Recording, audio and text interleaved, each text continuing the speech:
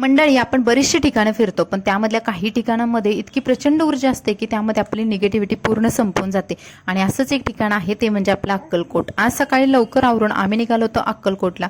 जाता जाता म्हटलं नाश्ता करावा म्हणून इथे थांबलो होतो, पण इशिका मॅडम आमचा नाश्ता होता तोपर्यंत झोपल्या होत्या आणि जायच्या टायमिंगला नेमक्या उठल्या. त्यामुळे त्यांची पण पेटपूजा म्हटलं इथेच करून घ्यावं म्हणून तिच्यासाठी आम्ही शिरा घेतला होता. इशिका एवढी मन लावून शिरा खात होती आणि तिला कॅमेऱ्याकडे नव्हतं तर मागच्या काकांकडे बघायचं होतं. त्यानंतर ती शिरा खाऊन तिचं पोट इतकं छान टम्म झालं की ती खुशीनं मस्त नाचत होती. त्यानंतर आमचा नाश्ता झाल्यानंतर आम्ही निघालो अक्कलकोटला. तर जाता जाता माझा भाऊ जो राहतो सोलापूरला, त्याला पिक करायचं होतं म्हणून आम्ही तिथे गेलो. तिथे काही आम्ही व्हिडिओ वगैरे शूट केले, कारण इशिकाला चालवतानाचा हा आमचा पहिला व्हिडिओ होता. तशी पण ती आता पकडून चालते व्यवस्थित.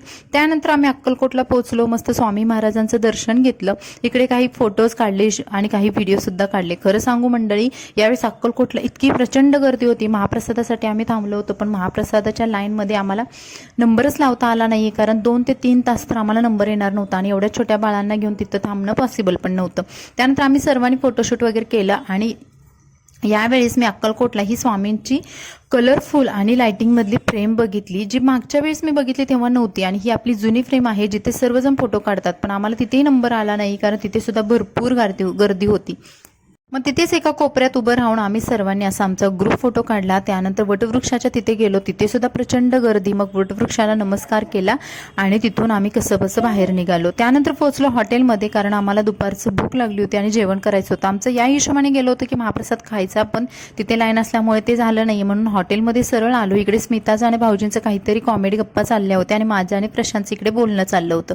आम्ही मस्त दुपारी या हॉटेलमध्ये जेवण वगैरे केलं आणि त्यानंतरचा प्रवास पुढे सुरू झाला. तर येताना आम्हाला आणखी एक ठिकाण बघायचं होतं आणि इशिका अशी काचेला पकडून लटकली होती जसं काही माकड लटकतं. आम्ही सर्वजण बघून इतकं हसत होतो आणि इशिका पहिल्यांदाच एवढी अशी बिंदास्तपणे उभा राहिली होती ती काचेवरती. आणि अद्विकाला सुद्धा इशिकाचं बघून असं करायचं होतं.